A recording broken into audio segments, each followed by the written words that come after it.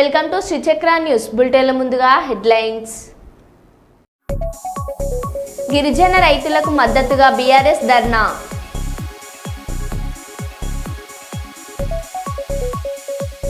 కడప పెద్ద దర్గాలో హీరో రామ్ చరణ్ ప్రార్థనలు.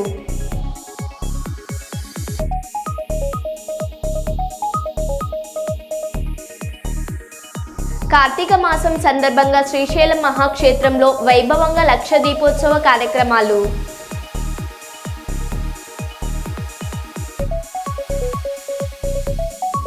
ఉమెన్ డెవలప్మెంట్ ట్రస్ట్ ఆధ్వర్యంలో వైద్య పరీక్షలు.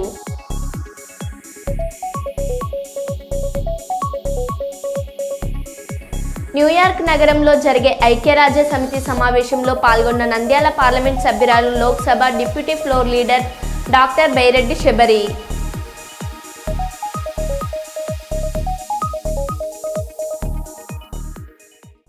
ఇక వివరాల్లోకి వెళ్తే గ్లోబల్ స్టార్ రామ్ చరణ్ కడపలో పర్యటించారు.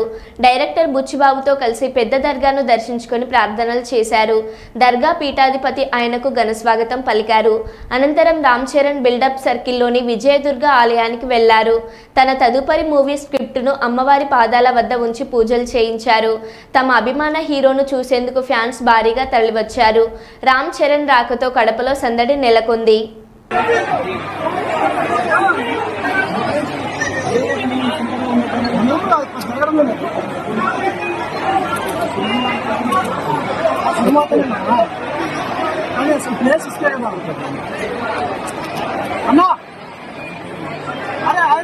రామ్ చరణ్ నమ్మటం లేదు.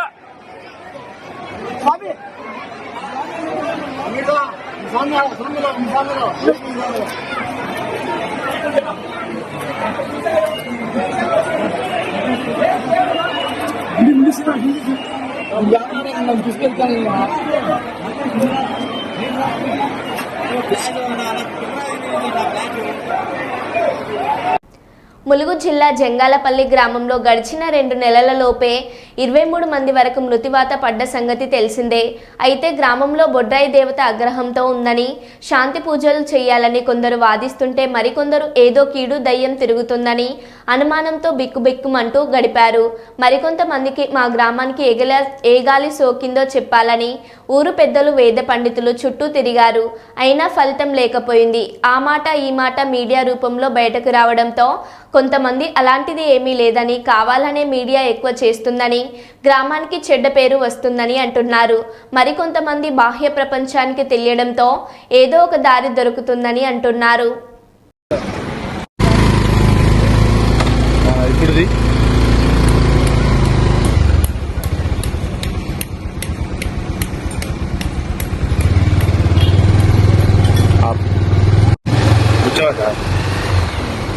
చెప్పిందా ఏగండి చాలు.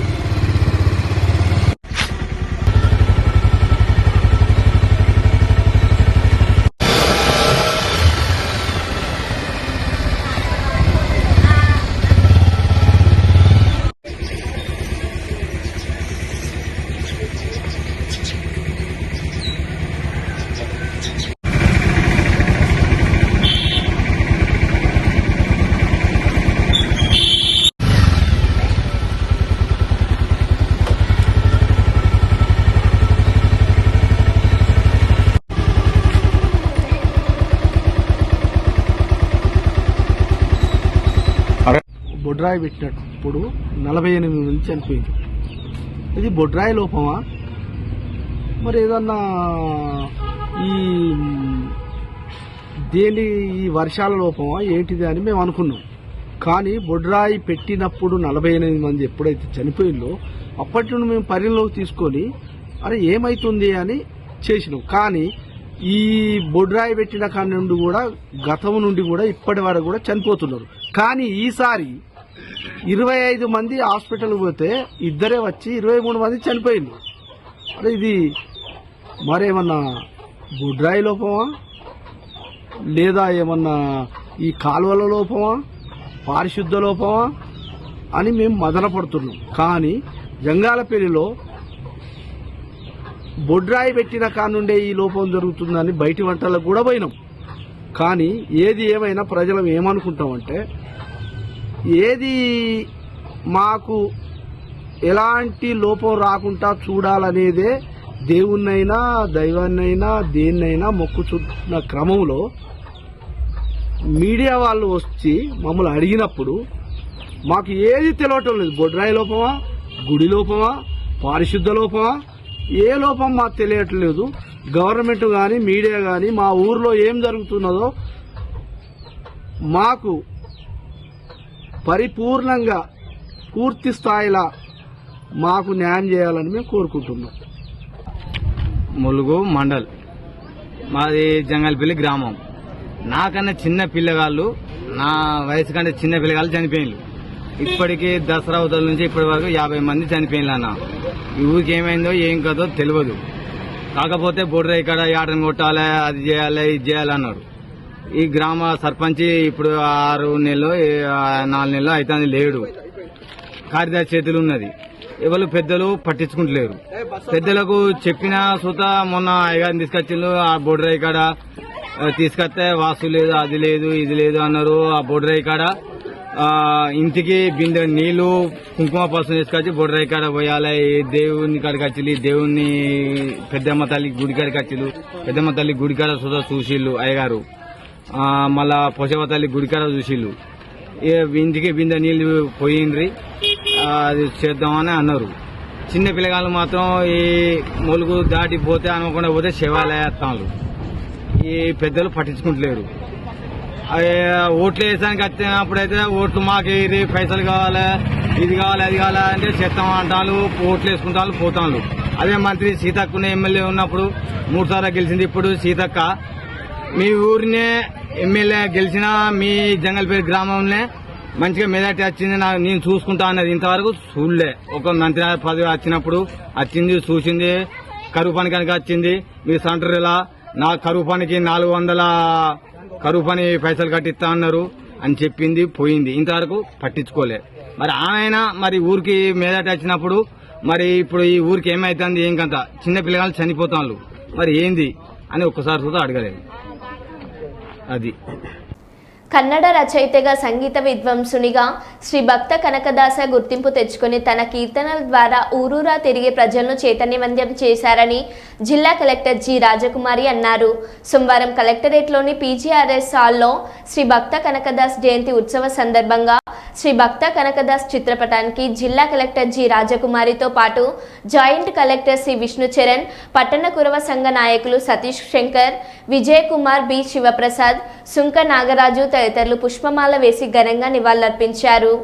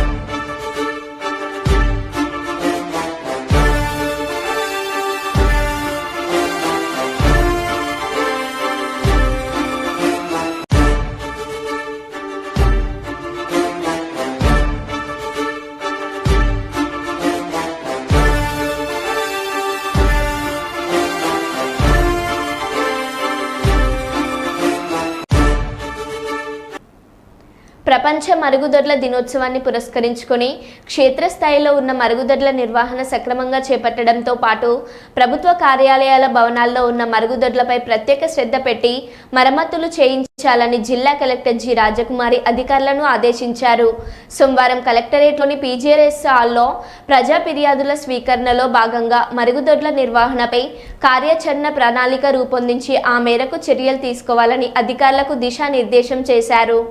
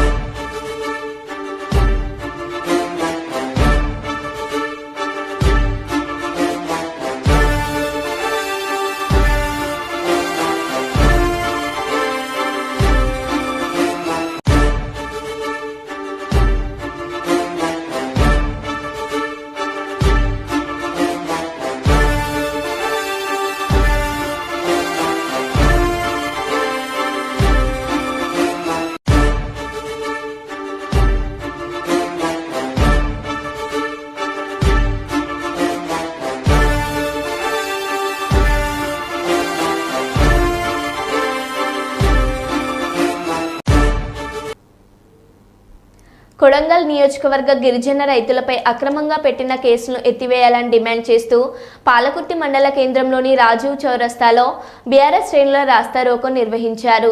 ఈ సందర్భంగా బీఆర్ఎస్ మండల అధ్యక్షుడు పస్నూరి నవీన్, మాజీ జెడ్పీటీ ఫ్లోర్ లీడర్ పుస్కునూరి శ్రీనివాసరావు, మాజీ జీసీసీ చైర్మన్ ధరావత్ గాంధీ నాయకులు మాట్లాడుతూ ఫార్మా కంపెనీ పేరుతో కాంగ్రెస్ పేద గిరిజనుల భూములను గుంజుకునేందుకు కుట్ర చేస్తుందని ఆరోపించారు. భూములు ఇవ్వమని తేల్చి చెప్పిన పేద గిరిజనులపై అక్రమంగా కేసులు పెట్టి జైల్లో పెట్టడాన్ని ఖండించారు. లగచర్ల గిరిజనులకు న్యాయం జరిగేంత వరకు పోరాటాన్ని ఉధృతం చేస్తామని తెలిపారు. ఈ కార్యక్రమంలో బాలు నాయక్, గుగ్లోత్ పార్వతి, రాజు నాయక్, కొడకండ్ల మాజీ ఎంపీపీ జ్యోతి, పోషాల వెంకన్న గౌడ్ తదితరులు పాల్గొన్నారు.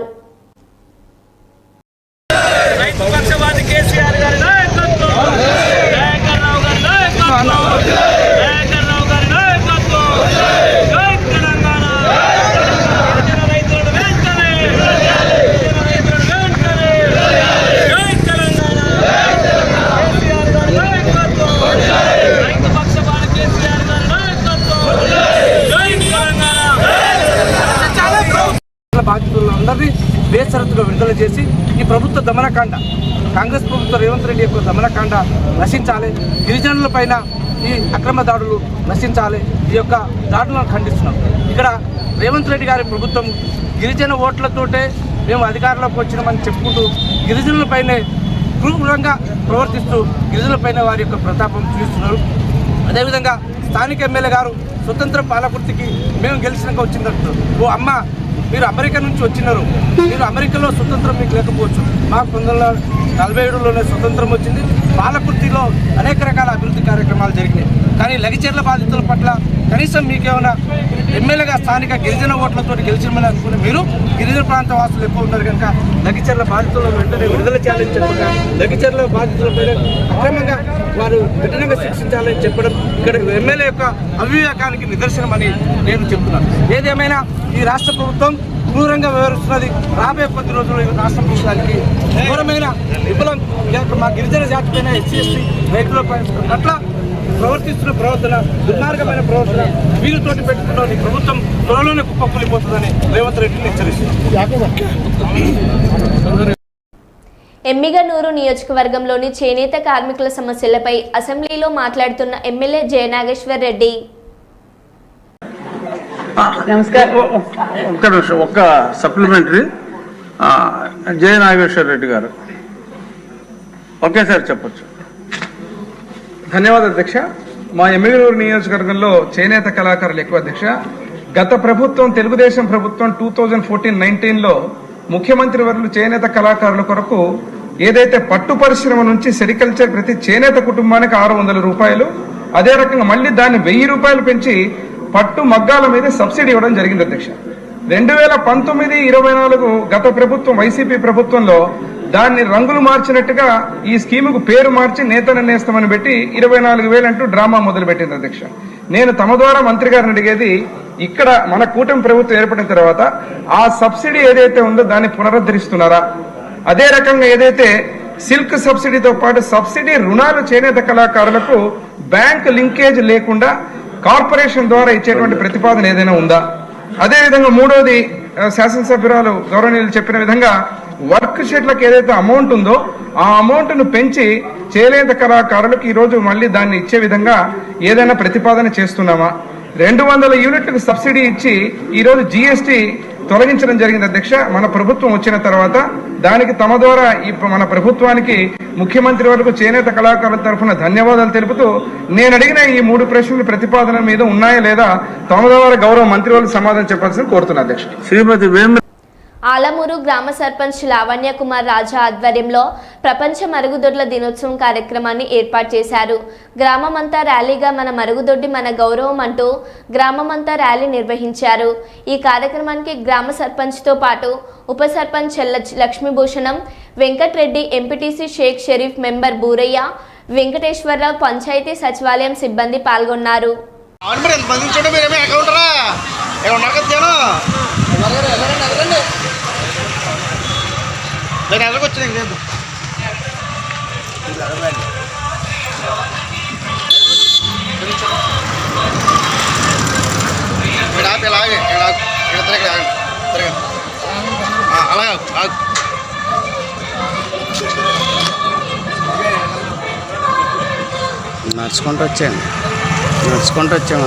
నడుచుకుంటూ వచ్చాము.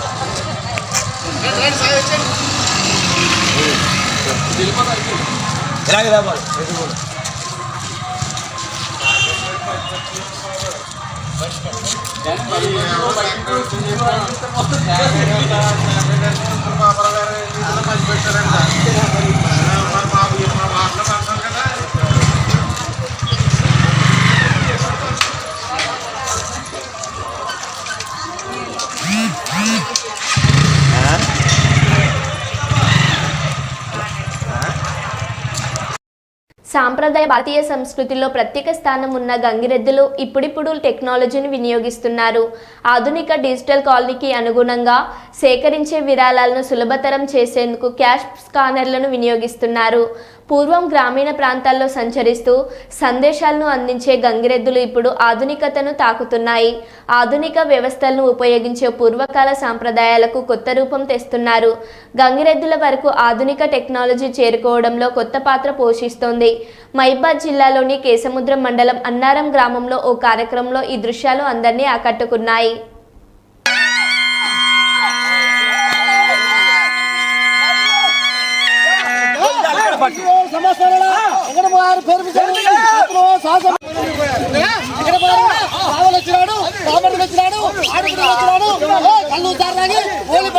ఏమన్నా కోట్లకు ఇంజక్షన్ బట్లకి రసం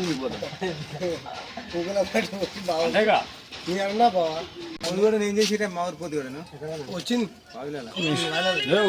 ఇంటికన్నా లైటింగ్ పోయిందా? లైటింగ్ పెట్టుకోండి. చూసుకోండి ఇచ్చినాక ఇక మనం వచ్చి చూస్తారా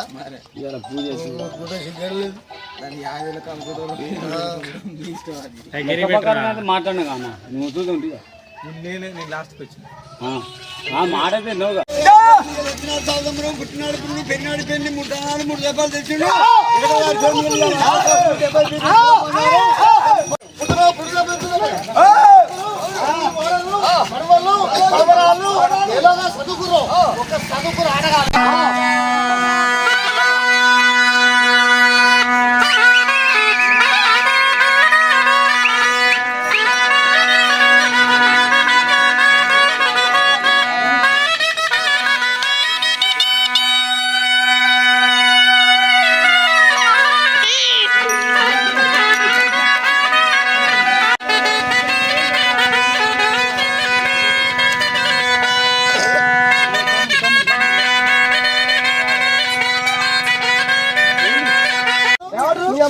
వచ్చింది కింద ఉన్నాడు ముందు పడితే చెట్టు పడిపోతుంది పడిపోతుంది మా కార్యం పడిపోతుంది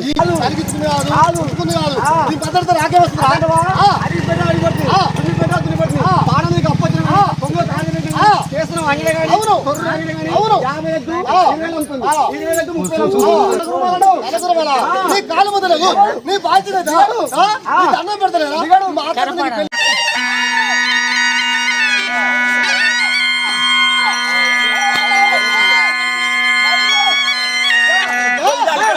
సమస్య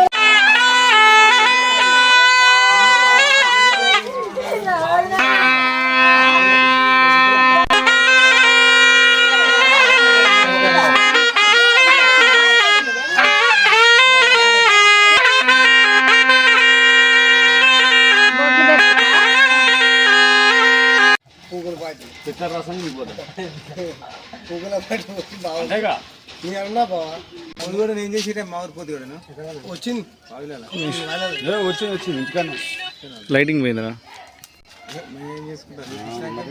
లైటింగ్ పెట్టు కొద్దిగా మాట్లాడినా కానా నువ్వు చూస్తుంటే నేను లాస్ట్కి వచ్చిన మాట అయితే నోగా ఇస్తున్నారు కదా ఇస్తున్నారు గ్రామం తాళపుసపేట గ్రామం అండి మన మండలం కేసంద్రం జిల్లా మైబాదు మా తాత ముత్తాతల కంచెలు ఇదే కులమేసి చేస్తాను మేము గంగిరెద్దులలో అండి ఇప్పుడు ఇన్నాళ్ళ కాలంలో కూడా అప్పట్లో చెల్లులు మన చేతిలో ఎవరో డబ్బులు ఉంటే ఇచ్చేది ఇప్పుడు ఈ కాలంలో కూడా చెల్లు మనం ఎద్దుకు స్క్రానర్ పెట్టినాం కాబట్టి అందరూ కొడతారు మేము చెల్లులే వాడుకుంటున్నామండి ఎద్దుకు పెట్టడం స్కానర్ పెట్టినాము అందరూ అలానే కొడతారు సారు.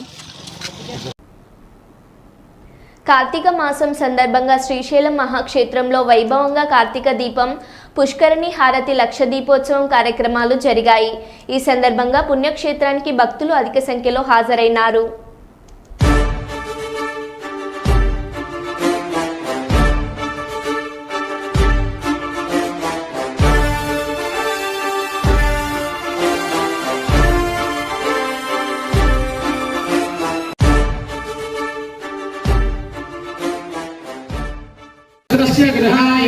अक्षतान् समर्पयामि अलङ्करणार्थम् आभरणार्थम् हरिद्रादि कुङ्कुमचूर्णानि समर्पयामि पुष्पैः पूजयामि ॐ निधनपतये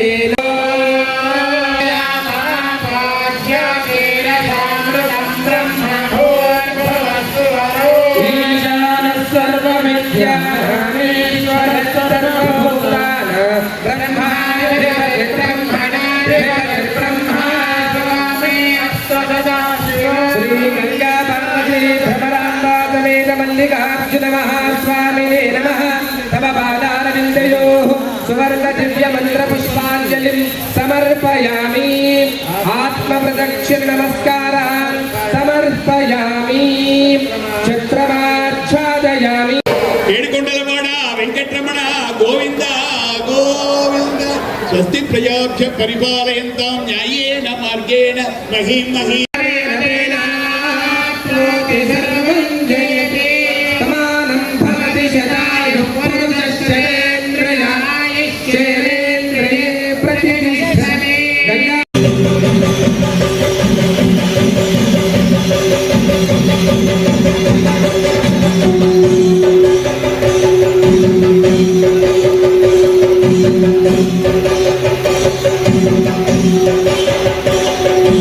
Thank you.